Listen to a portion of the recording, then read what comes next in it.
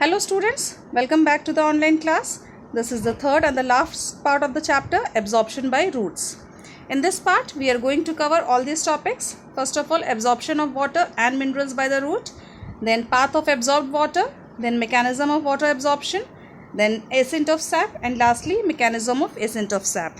Okay, so let's begin. First of all, transport of water in plants. Water में plants में जो water का transportation होता है वो किस दो प्रोसेस से होता है, दो स्टेप्स में डिवाइडेड होता है. The first step is absorption of water. Roots के थ्रू वाटर को एब्जॉर्ब करके अदर पार्ट्स में भेजने को के मेथड को हम ट्रांसपोर्ट ऑफ वाटर कहते हैं. ये आपके दो स्टेप्स में कंप्लीट होता है. The first step is absorption of water. Absorption of water में सबसे पहले रूट हेयर्स जो होती हैं वो वाटर को एब्जॉर्ब करके सॉइल से जाइलम तक पहुंचाती हैं, and then from xylem to the other parts of the plant. Xylem से क्या होता है, वाटर के मॉलिक्यूल्स जो होते हैं वो other parts of the plants में ट्रांसपोर्ट होते हैं, जैसे कि आपके लीव्स में, स्टेम्स में, शूट्स में, सारे जगह जाते हैं. ठीक है. And the second step for the transport of water is ascent of SAP. Second step को हम क्या कहते हैं, एसेंट ऑफ सैप कहते हैं. एसेंट ऑफ सैप में जो वाटर के मॉलिक्यूल्स होते हैं वो अपवर्ड डायरेक्शन में मूव करते हैं. ठीक है भाई, सॉइल से रूट ने एब्जॉर्ब कर लिया, but upward direction in leaves तक, जो सबसे टिप ऑफ द प्लांट होता है, वहाँ तक जाने में उसको काफ़ी ज़्यादा फोर्स की ज़रूरत होती है, काफ़ी ज़्यादा एनर्जी लगती है, and that process is called as ascent of sap. इसमें क्या होता है कि इसमें हम पढ़ेंगे किस तरीके से वाटर जो होते हैं वो अपवर्ड डायरेक्शन में यानी अपोजिट डायरेक्शन में मूव करते हैं. क्यों? क्योंकि ऊपर की तरफ में किसी चीज़ को अगर हम पुल कर रहे हैं तो उसमें काफ़ी ज़्यादा एनर्जी जो होती है वो आपकी लग जाती है. ठीक है. And that process is called as ascent of sap. Okay. So path of absorb water. Next आपका क्या है, किस तरीके से वाटर एब्जॉर्ब होने के बाद में कैसे किस पाथ के थ्रू जो होता है वो जाइलम तक पहुंचता है, हम इसको पढ़ेंगे. ठीक है. हमने पहले देखा कि फर्स्ट स्टेप क्या था हमारा, एब्जॉर्प्शन ऑफ वाटर था. ठीक है. इसमें हमारा सबसे पहले क्या था, रूट हेयर से जाइलम तक जाने के लिए जो पाथ होता है वो कैसे कैसे वाटर के मॉलिक्यूल्स रूट हेयर से जाइलम तक जाते हैं. We are going to study all this things in this slide. Okay. First of all, water moves into epidermis through root hairs. ठीक है. रूट के जो रूट हेयर्स होते हैं वो सबसे पहले वाटर को एब्जॉर्ब करके सॉइल से एब्जॉर्ब कैसे करते हैं, through the process of osmosis. ठीक है. वाटर के मॉलिक्यूल्स किसके थ्रू एब्जॉर्ब होते हैं, ऑस्मोसिस के थ्रू मूव करते हैं ना, सेमी परमिएबल मेम्ब्रेन के से. ठीक है. तो वाटर के मॉलिक्यूल जैसे ही ऑस्मोसिस के प्रोसेस से रूट हेयर एब्जॉर्ब करते हैं तो दे टुक दैट वाटर, वो वाटर को कहाँ लेके जाते हैं, टू द एपिडर्मिस. सबसे पहले रूट हेयर्स की जो एपिडर्मिस होती है वहाँ वाटर जाता है. ठीक है ना. Then after that from epidermis it reaches to cortex. The second layer of root hair is called as cortex. आप अगर रूट हेयर का सेल देखेंगे तो सबसे पहली लेयर जो सेल की होती है रूट हेयर की वो आपकी एपिडर्मिस की होती है. तो सबसे पहले वाटर एपिडर्मिस के पास जाता है. Then after that it reaches to cortex. उसके बाद जो लेयर होती है, जो सेल्स पाए जाते हैं वो कॉर्टेक्स होते हैं. ठीक है. तो कॉर्टिकल सेल्स के पास में जाते हैं, and after crossing the cortical cells, जैसे ही वाटर के मॉलिक्यूल्स उन कॉर्टिकल सेल्स को क्रॉस करते हैं दे रीचेस टू एंडोडर्मिस. वो कहाँ पहुँचते हैं, आपके एंडोडर्मिस के. ठीक है. Then third layer of the cells of root hairs is called as endodermis. Endodermis के पास वाटर के मॉलिक्यूल्स पहुँच गए. एंडोडर्मिस में आपके जो सेल्स होते हैं उन्हें हम एंडोडर्मल सेल्स कहते हैं. ये आपके दो तरीके के होते हैं. कुछ सेल्स को हम पैसेज सेल्स कहते हैं और दूसरे जो सेल्स होते हैं वो आपके नॉन पैसेज सेल्स कहलाते हैं. ठीक है ना. पैसेज सेल्स जो होते हैं वो आपके एंडोडर्मिस से प्रेजेंट होते हैं, and they are specially modified to transport the absorb water. वो क्या करते हैं, एब्जॉर्ब वाटर को जो कि एंडोडर्मिस तक पहुंचता है वो वाटर को क्या करते हैं, आगे की तरफ में पास करने के लिए हेल्प करते हैं. ठीक है ना. These endodermal cells are called as passage cells. हम इन्हें पैसेज सेल्स कहते हैं. ठीक है. तो ऐसे सेल्स जो कि जो वाटर ट्रांसपोर्ट होकर के आ रहा है उनको आगे की तरफ में पास ऑन करते हैं, तो दो cells are called as passage cells. ठीक है ना. ये आपके वाटर के परमिएबल होते हैं, वाटर को परमिशन देते हैं कि आप आगे मूव कर सकते हैं, and because of that water जो होता है, वाटर के मॉलिक्यूल जो होते हैं वो आगे की तरफ में पास हो जाते हैं. ठीक है. कुछ सेल्स जो एंडोडर्मिस में होते हैं वो वाटर के मॉलिक्यूल्स को पास नहीं करने देते. They are impermeable to water. Why? Because of the presence of casparian thickening. उनमें क्या होता है, एक ब्लॉकेज होता है, that blockage is called as casparian thickening, और वो सबेरिन का बना हुआ होता है. ठीक है. किसका बना होता है वो जो ब्लॉकेज होता है, वो क्या चीज़ होती है, सबेरिन का डिपोजिशन हो जाता है उन सेल्स में, ठीक है ना। सबेरिन जो होता है वो हार्ड सब्सटेंस होता है और ये हार्डनेस प्रोवाइड करता है सेल में। तो सबेरिन का जैसे ही ब्लॉकेज, सबेरिन जैसे ही डिपॉजिट होने लगता है सेल्स में, तो वो सेल्स जो होते हैं आपके हार्ड इन नेचर हो जाते हैं, ब्लॉक्ड हो जाते हैं और किसी चीज़ को आगे पास नहीं करने देते, ठीक है। तो they are impermeable to water, वो पास नहीं करने देते। एंड उसे हम बोलते हैं कैस्पेरियन थिकनिंग, ठीक है। तो पैसिव सेल्स में वो कैस्पेरियन थिकनिंग नहीं पाई जाती, इसलिए वो पास करने देते हैं, और कुछ सेल्स में वो कैस्पेरियन थिकनिंग प्रेजेंट होती है, इसलिए वो सेल्स जो होते हैं वो वाटर को पास नहीं करने देते, ठीक है। फ्रॉम एंडोडर्मिस, पैसिव सेल्स के, एंडोडर्मिस के जो पैसिव सेल्स होते हैं वहाँ से जो वाटर होता है वो आपका नेक्स्ट पेरिसाइकिल पे मूव करता है, ठीक है ना। तो उसके बाद वाले जो एंडोडर्मिस के बाद किसकी लेयर आती है, आपकी पेरिसाइकिल की लेयर आती है। तो वाटर अब कहाँ पहुँच गया, पेरिसाइकिल सेल्स के पास में पहुँच गया, ठीक है। From pericycle cells water reaches to xylem, pericycle cell से वाटर कहाँ जाता है, आपके जाइलम पे जाता है, ठीक है ना। वाटर जो होता है वो जाइलम पे पहुंचेगा, क्योंकि xylem use to conduct water to the whole part of the plants, है ना। एंड फ्लोएम के पास इसलिए नहीं आता क्योंकि फ्लोएम के पास में क्या होता है, मिनरल्स कंडक्शन होते हैं, मिनरल्स कंडक्ट करता है फ्लोएम, ठीक है ना। So water reaches to the xylem, xylem के पास जाता है, ठीक है। Through the xylem tube the water moves up through to the stem to reach the leaves, ठीक है ना। अब क्या होता है वहाँ जाइलम से क्या होता है, जाइलम में कई सारे ट्यूब्स, अब वो जाइलम जो होते हैं वो पूरे प्लांट से प्रेजेंट है, ठीक है ना। जाइलम्स क्या होते हैं, पूरे प्लांट में अपनी एक ट्यूब या आप कह सकते हैं पाइप, जो पाइप जैसे जाइलम्स जो होते हैं वो पूरी ट्यूब्स पूरे प्लांट में जाइलम के फैले होते हैं, और वो क्या करते हैं, वो स्टेम से होते हुए लीव्स तक में वाटर को पहुँचाने में हेल्प करते हैं, okay. The water movement from one cell to another is brought about by turgor pressure. अब एक सेल से दूसरे सेल में जो वाटर का ट्रांसपोर्टेशन हो रहा है, जैसे कि आपका सबसे पहले कहाँ गया, एपिडर्मिस में गया, देन कॉर्टिकल सेल्स में गया, देन देन एंडोडर्मिस में, then pericycle and then xylem, and xylem से then again cell to cell water जो हो रहा है वो ऊपर की तरफ में मूव कर रहा है। That it's due to the turgor pressure. वो क्यों होता है, टर्गर प्रेशर के कारण में। टर्गर प्रेशर आपको मैंने इससे पहले वाली वीडियो में मैंने आपको बताया टर्गर प्रेशर क्या होता है। जब सेल्स जो होते हैं वो वाटर एब्जॉर्ब करके फूल जाते हैं, स्वेल्ड अप हो जाते हैं, तो उनमें एक प्रेशर डेवलप होता है, and that pressure is called as turgor pressure. उसे हम क्या कहते हैं, टर्गर प्रेशर कहते हैं, ठीक है। तो the movement of water molecules from one cell to another is brought about by turgor pressure. ये किससे होता है, टर्गर प्रेशर के थ्रू होता है, ठीक है। तो this is the path how water from root hair reaches to xylem. किस तरीके से रूट हेयर से जाइलम तक वाटर जाता है, ये आपका पाथ है। This thing I can show you with the help of a diagram. See, this is a diagram in which water of absorption is being shown. This is called as mechanism of water absorption. आप इसमें diagram में देख सकते हैं कि root hair, ठीक है ना। आप यहाँ पे देखिए कि रूट हेयर दिया हुआ है, this is given as root hair, ठीक है ना। ये आपका रूट हेयर है। रूट हेयर में वैक्यूल्स, रूट हेयर के थ्रू वैक्यूल्स प्रेजेंट होते हैं, ठीक है। इनमें क्या होता है, आपके रूट हेयर्स वाटर को एब्जॉर्ब करते हुए, येलो लाइन आपको दिख रही होगी, एरोज दिख रहे होंगे। तो वाटर जो है वो ऊपर की तरफ में सबसे पहले कहाँ मूव कर रहा है, सबसे पहली लेयर जो होती है वो एपिडर्मिस की लेयर होती है, ठीक है ना। एपिडर्मिस में मूव कर रहा है, ठीक है। एपिडर्मिस से होते हुए वाटर कहाँ पहुँच रहा है, आपके कॉर्टेक्स में पहुँच रहा है, ठीक है ना। कॉर्टेक्स से होते हुए आपके कहाँ जाता है, ये एंडोडर्मिस में जा रहा है, ठीक है। ये आपका जो ब्राउन कलर के सेल्स दिख रहे हैं, this is called as cortex. इसे हम क्या कहते हैं, कॉर्टेक्स कहते हैं, ठीक है ना। तो कॉर्टेक्स के सेल्स जो होते हैं वो इरेगुलर होते हैं, एक शेप में नहीं होते हैं। तो वाटर जो होता है एपिडर्मिस से कॉर्टेक्स में जा रहा है, देन कॉर्टेक्स से ब्लू कलर के आपको सेल्स दिख रहे होंगे, these are called as endodermis. इसे हम क्या कहते हैं, एंडोडर्मिस कहते हैं, ठीक है ना। एंडोडर्मिस में आपके दो तरीके के सेल्स होते हैं, पैसिव सेल्स होते हैं, नॉन पैसिव सेल्स होते हैं, ठीक है ना।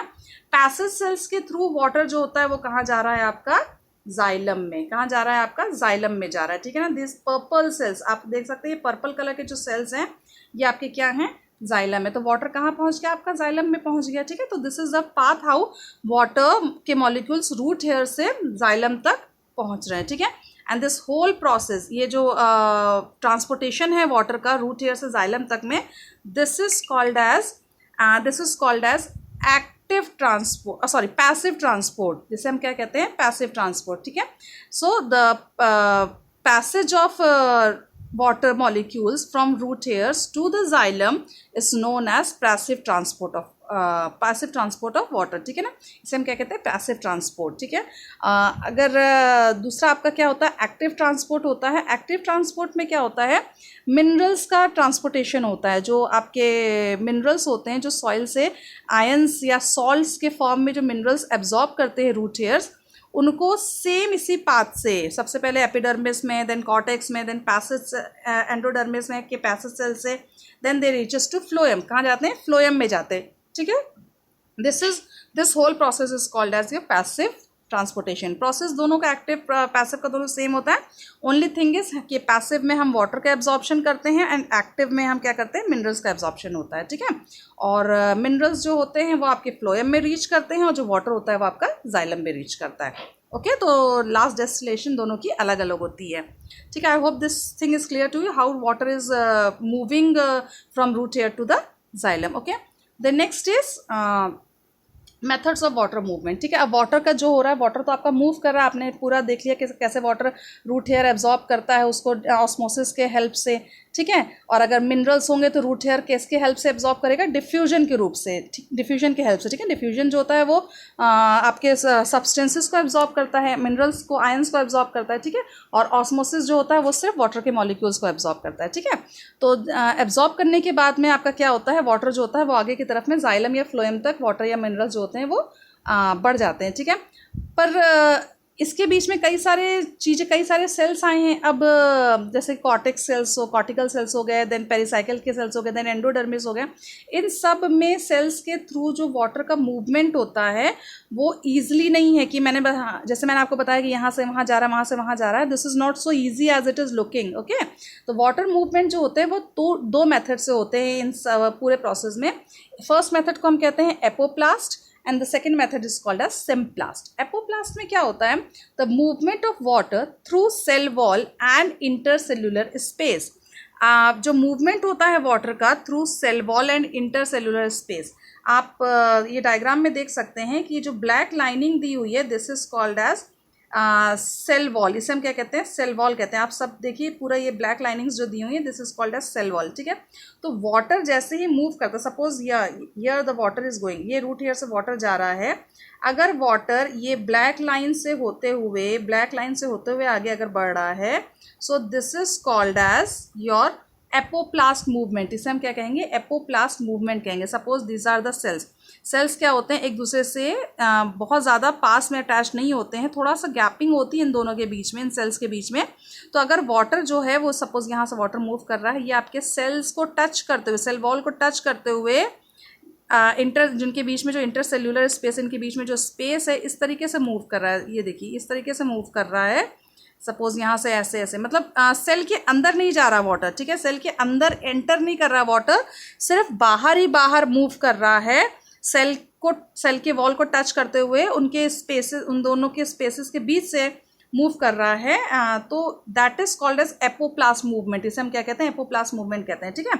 And the second one is symplast. If water moves through the cell, अगर वाटर एक सेल से फिर दूसरे सेल पे, फिर then third cell, then fourth cell के अंदर एंटर करके आगे की तरफ में जाइलम तक पहुंच रहा है, that movement of water is called as symplast. इसे हम क्या कहते हैं, सिम्प्लास्ट कहते हैं, ठीक है। सो अगर वाटर का मूवमेंट सेल के वॉल से होते हुए बाहर ही बाहर जा रहा है, तो that movement of water is called as apoplast. और अगर सेल के अंदर वाटर के मॉलिक्यूल्स जा रहे हैं तो that movement is called as symplast, ठीक है।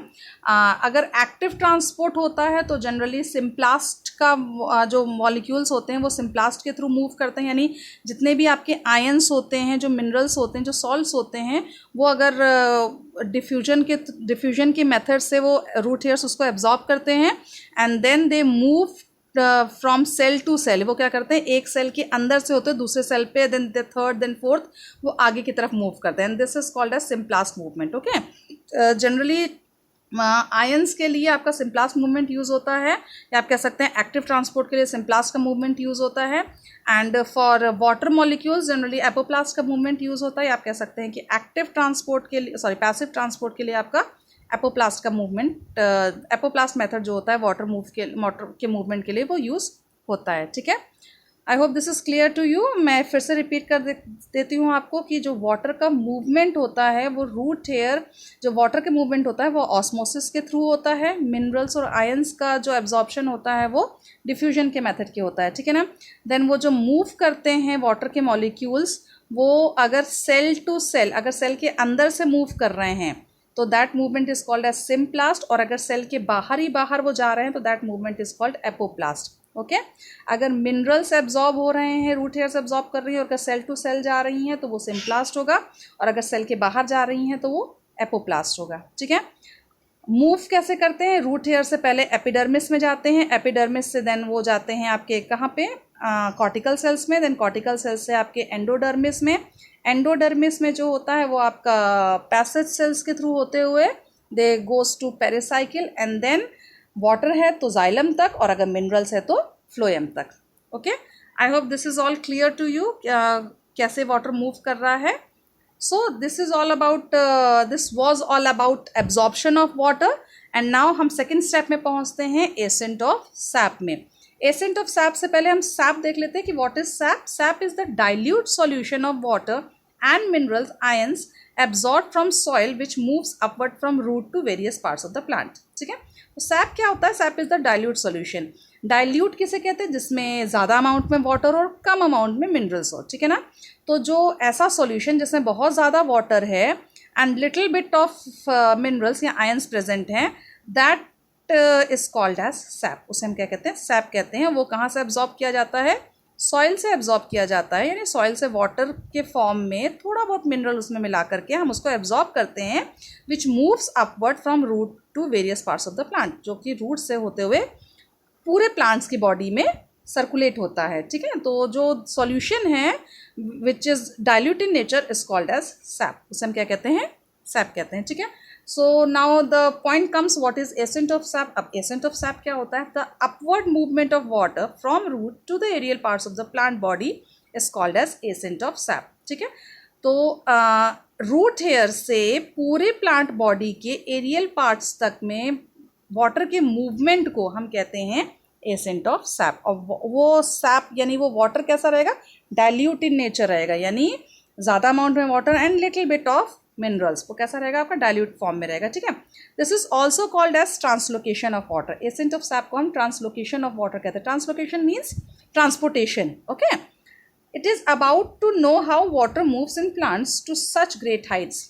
इसमें हम क्या पढ़ते हैं? किस तरीके से वाटर बड़े बड़े प्लांट्स में, क्योंकि छोटा प्लांट होगा तो ईजिली वाटर मूव कर जाएगा, पर क्योंकि बहुत हाइटेड प्लांट्स में किस तरीके से वाटर मूव करता है, हम इसके बारे में एसेंट ऑफ सैप में पढ़ेंगे, ओके।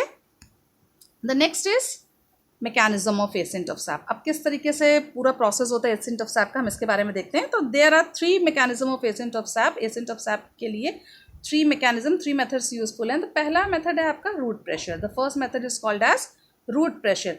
रूट प्रेशर क्या होता है? जब रूट्स में जो प्रेशर डेवलप होता है उस प्रेशर को हम कहते हैं रूट प्रेशर। ये रूट प्रेशर डेवलप क्यों होता है? देखिए, जब आप लोगों ने लीव्स, सबको पता है कि लीव्स में क्या होता है? स्टोमेटास प्रेजेंट होते हैं। लीव्स में मीजोफिल सेल्स पाए जाते हैं। इन मीजोफिल सेल्स में स्टोमेटास प्रेजेंट होते हैं, ठीक है। एट नाइट, दिन के समय तो स्टोमेटास आपके ओपन होते हैं, ठीक है। एक्सेस अमाउंट में ट्रांसपिरेशन होता है, एवोपरेशन होता है वाटर का, ठीक है। तो जितना वाटर अंदर एब्जॉर्ब हो रहा है उतना ही वाटर एवोपरेट हो रहा है, ठीक है। पर एट नाइट जब स्टोमेटास क्लोज हो जाते हैं, जब बंद हो जाते हैं, तब क्या होता है? वाटर कहाँ जाता है आपका? वाटर जो होता है, क्योंकि अब एवोपरेशन तो हो नहीं रहा, बाहर तो निकल नहीं रहा वाटर, पर रूट हेयर्स तो हो रही हैं, वाटर को एब्जॉर्ब कर रही हैं, ठीक है। तो उसमें क्या होता है? जैसे एब्जॉर्ब करती जाती तो सेल्स क्या हो जाते हैं? एकदम टर्जिड हो जाते हैं, फूलने लगते हैं, और उन सेल्स के कारण में वो रूट हेयर्स में जो सेल्स प्रेजेंट हैं वो क्या हो जाते हैं? टर्जिड हो जाते हैं, और उनमें एक प्रेशर डेवलप होने लगता है, जो कि क्योंकि रूट के सेल्स हैं तो वो प्रेशर डेवलप करते हैं। That pressure is called as root pressure. उस प्रेशर को हम क्या कहते हैं? रूट प्रेशर कहते हैं, ठीक है।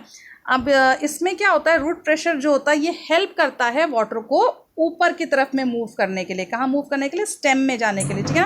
मैंने आपको पहले भी बताया कि टर्गर प्रेशर जो होता है वो हेल्पफुल होता है वाटर को ऊपर की तरफ में मूव करने के लिए, ठीक है। तो क्योंकि जब सेल्स आपके टर्जिड हो जाते हैं, उसमें प्रेशर बनने लगता है, तो वाटर क्या होता है? ऊपर की तरफ में अपवर्ड डायरेक्शन में मूव करता है, ठीक है। ये बहुत ज़्यादा हेल्पफुल नहीं होता, क्योंकि अगर बहुत ज़्यादा हाइटेड प्लांट्स हैं, बहुत ज़्यादा हाइट वाले प्लांट्स हैं, तो वाटर जो होते हैं वो बहुत ज़्यादा ऊंचाई तक रूट प्रेशर के थ्रू नहीं जा सकते, ठीक है। अगर छोटे छोटे हर्बेशियस प्लांट है तो water can move to the leaves, वो लीव्स तक पहुंच जाते हैं। पर अगर बहुत हाइटेड प्लांट्स जैसे ट्रीज हो गई, तो उसके लिए रूट प्रेशर जो होता है आपका वो बहुत ऊपर तक एसेंट ऑफ सैप में, यानी वाटर के ट्रांसलोकेशन में हेल्प नहीं कर पाते हैं, ठीक है।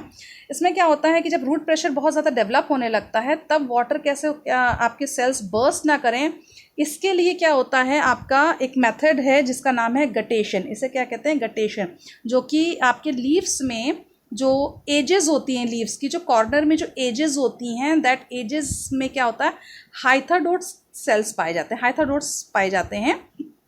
इन हाइथाडोट्स में क्या होता है, ये आपके एरियल पार्ट्स होते हैं प्लांट के। जब रूट प्रेशर बहुत ज़्यादा डेवलप होता है, नाइट में जब बहुत ज़्यादा प्रेशर बढ़ जाता है सेल्स का वाटर एब्जॉर्प्शन के कारण में, तो इन्हीं हाइथाडोट्स के थ्रू वाटर जो होते हैं वो बाहर ऊज आउट करता है, ठीक है। आप कभी कभी देखते होगे मॉर्निंग में, अगर आप बहुत छोटे छोटे जैसे ग्रासेस हो गए, ग्रासेस के ऊपर में आप जाके गार्डन में देखिए, वाटर जो का पूरे ग्रासेस के ऊपर में छोटे छोटे वाटर के ड्रॉपलेट्स प्रेजेंट होंगी, ठीक है ना। क्यों ऐसा होता है, पानी तो गिरा नहीं है, पर ऐसा क्यों होता है, क्योंकि स्टोमेटास क्लोज हो चुके होते हैं रात में। अब पानी जो है वो ऑलरेडी एब्जॉर्ब तो हो ही रहा है, तो वो पानी निकलेगा कैसे, क्योंकि काफ़ी ज़्यादा प्रेशर डेवलप हो चुका है, ठीक है ना। तो वो पानी निकलता कैसे है, through hydathodes, guttation. And this process को हम कहते हैं गटेशन, यानी ट्रांसपिरेशन नहीं हो रहा है, एवापोरेशन नहीं हो रहा है वाटर का, तब भी वाटर जो हो रहा है वो प्लांट की बॉडी से बाहर आ रहा है through aerial parts of the plants, and this process is called as guttation. इसे हम क्या कहते हैं, गटेशन कहते हैं। सो दिस प्रूव्स ऑल्सो, ये आपको प्रूव भी कर रहा है कि वाटर का एब्जॉर्प्शन जो हो रहा है वो हो करके लीव्स के टिप तक, लीव्स के एजेस तक वाटर जो है वो ईजिली पहुंच जा रहा है, ठीक है। पर अगर बहुत ज़्यादा हाइटेड प्लांट्स होंगे तो उसमें ये गटेशन का प्रोसेस नहीं हो पाएगा, क्योंकि वाटर जो है रूट प्रेशर के थ्रू बहुत ही छोटे छोटे प्लांट्स में उनके लीव्स तक पहुंच सकता है, ठीक है। तो रूट प्रेशर जो होता है वो वाटर को ट्रांसपोर्ट करने में हेल्प तो करता है, पर हाइटेड प्लांट्स के लिए यूज़फुल नहीं है, सिर्फ छोटे छोटे हर्बेशियस प्लांट्स के लिए यूज़फुल है, okay. The next mechanism is transpiration pull. Next क्या होता है आपका, ट्रांसपिरेशन पुल। जैसे मैंने आपको बताया कि स्टोमेटास जो होते हैं वो ट्रांसपिरेशन में वाटर के एवापोरेशन में हेल्प करते हैं, बहुत इंपॉर्टेंट रोल प्ले करते हैं, ठीक है ना। स्टोमेटास जो होते हैं वो आपके उनके जो आपके किडनी शेप के होते हैं, बीन शेप के होते हैं, ठीक है। जो किडनी शेप के सेल्स होते हैं उन्हें हम कहते हैं, उन्हें हम स्टोमेटास कहते हैं। ये क्या, इनके बाहर की तरफ में जो होते हैं वो कुछ फ्लावर, एक सेल्स की लेयरिंग होती है, वो सेल्स को हम सब्सिडरी सेल्स कहते हैं, ठीक है ना। और जो आपके जो किडनी शेप के बीच का जो गैप होता है, जब ओपन होता है स्टोमेटा, तो दोनों के बीच का एक गैप आता है, दो किडनीज के बीच, दो लेयर्स, दो सेल्स के बीच में, जो कि गार्ड सेल्स कहलाते हैं। जो आपका किडनी शेप में सेल होता है उन्हें हम गार्ड सेल्स कहते हैं। गार्ड सेल्स के बाहर के जो सेल्स की लेयर होती है उन्हें हम सब्सिडरी सेल्स कहते हैं, ठीक है। तो गार्ड सेल्स के बीच का जो गैप होता है, जब वो ओपन होते हैं, जो गैप डेवलप होता है, that gap is called as stoma. उसे हम क्या कहते हैं, स्टोमा कहते हैं, ठीक है। आई रिपीट अगेन, आपके जो स्टोमेटास होते हैं वो गार्ड सेल्स के बने हुए होते हैं, जो कि बीन शेप्ड होते हैं। इनके चारों तरफ में सब्सिडरी सेल्स प्रेजेंट होती हैं। जब ये स्टोमेटास आपके ओपन होते हैं तो जो दोनों गार्ड सेल्स के बीच में जो गैप डेवलप होता है, that gap is called as stoma. उसे हम क्या कहते हैं, स्टोमा कहते हैं। वहीं से आपका वाटर के मॉलिक्यूल्स क्या करते हैं, बाहर की तरफ में एवापोरेट होते हैं, ठीक है। अब इनमें क्या होता है, आपके इन्हीं गार्ड सेल्स में क्लोरोप्लास्ट भी प्रेजेंट होता है, ठीक है। क्लोरोप्लास्ट प्रेजेंट होता है, ठीक है। अब जैसे ही वाटर का एब्जॉर्प्शन, रूट हेयर्स जैसे ही वाटर को एब्जॉर्ब करती हैं, वो क्या करती हैं, जाइलम वेसल्स तक पहुंचाती हैं। जाइलम वेसल्स क्या करते हैं, उनको लीव्स तक पहुंचाने का काम करते हैं, और लीव्स के थ्रू स्टोमेटास वो क्या करते हैं, वाटर जो होता है वो बाहर की तरफ में आ जाता है, ठीक है। अब जैसे ही, क्योंकि जितने अमाउंट में वाटर का एब्जॉर्प्शन तो धीरे धीरे हो रहा है, क्योंकि वो एक सेल से दूसरे सेल से होते हुए ऊपर तक पहुंचता है। काफ़ी हाइटेड प्लांट्स में होता तो टाइम लेता है, ठीक है। पर एवापोरेशन जो हो रहा है वो बहुत क्विक प्रोसेस है, बहुत ज़्यादा क्विक प्रोसेस है, बहुत तेज़ी से एवापोरेशन होता है पानी का, ठीक है। तो इसके कारण क्या होता है, एक टेंशन, एक नेगेटिव प्रेशर डेवलप होता है प्लांट में या लीव्स में क्या होता है, नेगेटिव प्रेशर डेवलप होता है। ठीक है, ये नेगेटिव प्रेशर जो होता है वो हेल्प करता है ट्रांसपीरेशन के लिए। क्या करता है, ट्रांसपीरेशन पुल के लिए फोर्स करता है। ठीक है, जैसे ही लीव्स में एक्सेस अमाउंट में वाटर क्योंकि बाहर जा रहा है और धीरे धीरे वाटर जो है वो ऊपर की तरफ में बढ़ रहा है। ठीक है, तो इसके कारण में एक टेंशन, एक नेगेटिव प्रेशर डेवलप होता है जो कि ट्रांसपीरेशन पुल को डेवलप करता है। इसमें क्या होता है, वाटर के मॉलिक्यूल्स क्योंकि ट्रांसपीरेट हो रहे हैं तो वो क्या कर रहे हैं, वो एक सक्शन प्रेशर डेवलप करते हैं आपके लीव्स में, जिसके कारण वाटर के मॉलिक्यूल्स जो होते हैं वो ऊपर की तरफ में आते हैं। जो चेन आपके वाटर के मॉलिक्यूल्स की बन रही है ऊपर की तरफ में आने में, वो ब्रेक नहीं होती है।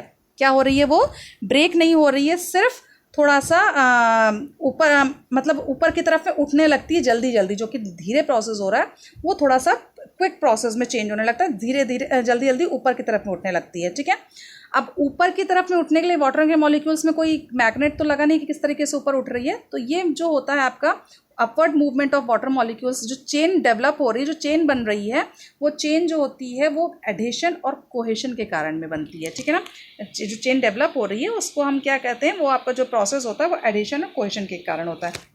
एडिशन किसे कहते हैं, it is the attraction of water molecules to the wall of the xylem. इसे क्या कहते हैं, अट्रैक्शन ऑफ वाटर। अब जैसे जाइलम की वॉल, जैसे कि आपने एक पाइप देखा है, पाइप में क्या होता है, वाटर जो होता है वो आगे की तरफ में बढ़ता है। तो ठीक है, तो पाइप की जो वॉल्स होती हैं वो क्या करते हैं, वाटर के मॉलिक्यूल्स को अपनी तरफ अट्रैक्ट करते हैं, अपनी तरफ में खींचते हैं। ठीक है, तो इस प्रोसेस को हम कहते हैं एडिशन। जब किसी भी जाइलम की जो वॉल होती है, जाइलम का जो कॉर्नर, जो कि जैसे कि पाइप में जो दोनों साइड में जो वॉल होती है, उससे हम वैसे ही आप समझ लीजिए जाइलम भी होता है। जाइलम की जो वॉल होती है वो वाटर के मॉलिक्यूल्स को क्या करती है, अपने तरफ में अट्रैक्ट करती है, खींचती है, पुल करती है। ठीक है, this process is called adhesion, इसे हम एडिशन कहते हैं। कोहेशन में क्या होता है, it is attraction of one water molecule to the other water molecule. अब कोहेशन में क्या होता है, जैसे पहले वाटर मॉलिक्यूल को जाइलम की वॉल ने अपनी तरफ में खींचा। ठीक है, अब इसके पीछे जो वाटर का सेकेंड मॉलिक्यूल था उसे क्या किया, फर्स्ट वाटर मॉलिक्यूल ने अपनी तरफ में खींच लिया। मैं आपको दिखाती हूँ। सपोज ये आपके वाटर के मॉलिक्यूल्स हैं। ठीक है ना, ये वाटर के मॉलिक्यूल्स हैं, ये आपके जाइलम वेसल्स हैं। ठीक है, अब ये आपकी ट्यूब हो गई जाइलम की। ठीक है, वाटर मॉलिक्यूल्स यहाँ पे रखे हुए हैं। जाइलम की वॉल जो है, ये आपकी जो वॉल है जाइलम की, क्या करेगी, वाटर को अपनी तरफ में खींच लेगी। तो वाटर के मॉलिक्यूल्स यहाँ पे आ गए। जो सेकेंड वाटर का मॉलिक्यूल है, जो सेकेंड नंबर पे है, वो क्या करेगा, फर्स्ट नंबर उसको अपनी तरफ में खींच लेगा। ये वाटर मॉलिक्यूल यहाँ पड़ गया। फिर सेकेंड वाटर मॉलिक्यूल क्या करेगा, थर्ड वाले को अपनी तरफ में खींच लेगा। ठीक है, देन अगेन क्या होगा, फोर्थ वाला अपनी तरफ में आएगा। इस तरीके से अब जिसके पहले वाला था वो और ऊपर की तरफ में आ जाएगा। इस तरीके से क्या होता है, वाटर के मॉलिक्यूल जो होते हैं वो एक दूसरे के साथ में अट्रैक्ट होकर के आगे की तरफ में बढ़ते जाते हैं। ठीक है, तो जाइलम के जो वॉल्स होते हैं वो वाटर के मॉलिक्यूल्स को जब अपनी तरफ में अट्रैक्ट करते हैं, पुल करते हैं, that process is called as adhesion. और जब एक वाटर मॉलिक्यूल अपने ही पीछे लगे हुए दूसरे वाटर मॉलिक्यूल को खींचता है तो that process is called as cohesion. Okay, मैं इसको एक और एग्जांपल से आपको बताना चाहूँगी। सपोज मैंने आपके क्लास के बच्चों की लाइन लगवा दी है। ठीक है, और आपको इंस्ट्रक्शन जो सबसे पहले आगे है उसको इंस्ट्रक्शन दिया गया कि जैसे ही जैसे आपकी सीटी या वेसल बचती है वैसे ही आप आगे की तरफ में बढ़ेंगे। ठीक है, तो टीचर ने आपकी विसल बजाई है तो आपने क्या किया, आपकी पहला वाला स्टूडेंट जो है वो आगे की तरफ में बढ़ा और उसने क्या किया है, दूसरे वाले जो उसके पीछे जो बच्चा खड़ा हुआ है उसका क्या किया, हैंड पकड़ा हुआ। तो जैसे वो आगे बढ़ेगा तो पीछे वाला भी उसके आगे बढ़ेगा। सेकंड नंबर पे जो खड़ा है उसने थर्ड नंबर का हाथ पकड़ा हो तो वो भी आगे की तरफ में खींचेगा। ठीक है, तो जितने भी स्टूडेंट्स हैं वो सब क्या हैं, एक दूसरे का हाथ पकड़े हुए हैं। ठीक है ना, एंड वो क्या करते हैं, जब पहला अपनी जगह से खींचेगा तो वो सब पीछे वाला भी खींचता ही चला आएगा। ठीक है ना, उसकी तरफ में। तो दैट जो हाथ से हाथ का कनेक्शन है ऐसे ही वाटर में होता है। एक वाटर का दूसरे वाटर के मॉलिक्यूल्स के साथ में हाइड्रोजन बॉन्ड के साथ में दोनों वाटर मॉलिक्यूल्स क्या होते हैं, जितने वाटर मॉलिक्यूल्स होते हैं वो एक दूसरे के साथ में किसके साथ जुड़े होते हैं, हाइड्रोजन बॉन्ड्स के साथ में जुड़े हुए होते हैं। और जैसे ही पहला वाला वाटर मॉलिक्यूल को जाइलम वेसल अपनी तरफ में अट्रैक्ट करके खींचेगा वैसे ही सारे के सारे वाटर मॉलिक्यूल्स उनकी तरफ में खींचे हुए चले आते हैं। ठीक है, so this is called as transpiration pull. तो लीव्स के ट्रांसपीरेशन के कारण में जो नेगेटिव प्रेशर, जो टेंशन डेवलप हो रही है, वो नेगेटिव प्रेशर के कारण में वाटर के मॉलिक्यूल्स जो होते हैं वो तेज़ी से ऊपर की तरफ में खींचते हैं।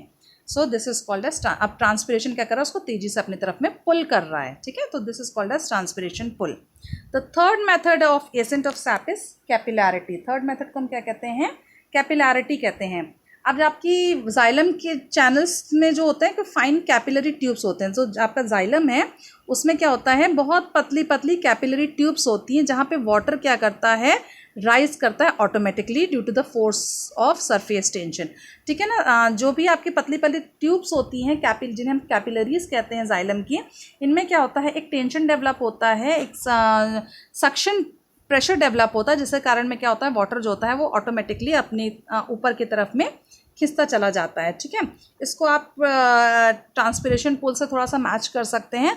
आपने देखा होगा कि जब आप आप जब कोल्ड ड्रिंक पीते हैं तो स्ट्रॉ के थ्रू जब पीते हैं तो ऊपर की तरफ में जैसे आप सक करते हैं, सक करते हैं, तो क्या करते हैं, नीचे से कोल्ड ड्रिंक जो होती है वो ऊपर की तरफ में खींची चली जाती है, ठीक है। तो वैसा ही कैपिलरी में भी होता है। कैपिलरी आपकी ट्यूब है, जैसे ही सक्शन पावर डेवलप होता है तो क्या होता है, सक्शन प्रेशर डेवलप हो रहा है तो क्या होता है, वाटर के जो मॉलिक्यूल्स हैं वो ऑटोमेटिकली ऊपर की तरफ में राइज करने लगते हैं।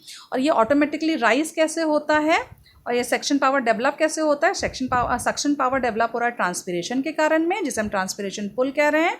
और जो वाटर के मॉलिक्यूल्स जो ऑटोमेटिकली राइज कर रहे हैं वो कैसे हो रहा है, आपका एडिशन और कोहेशन के थ्रू हो रहा है, ठीक है। यानी इनके बीच में वाटर हाइड्रोजन बॉन्ड्स हैं जो कि जब जाइलम की वॉल्स जब अट्रैक्ट करती है तो पूरे के पूरे वाटर मॉलिक्यूल्स ऊपर की तरफ में राइज करने लगते हैं, okay. I hope this mechanism of ascent of sap is being clear to you. कोई प्रॉब्लम नहीं होनी चाहिए आपको। This was the last slide of the chapter and here the chapter ends and this is very important. Mechanism of ascent of sap बहुत important है, अच्छे से आप लोग पढ़िएगा। नेक्स्ट चैप्टर की वीडियो बहुत जल्दी आपके पास पहुंचेगी। Till now take care, God bless you.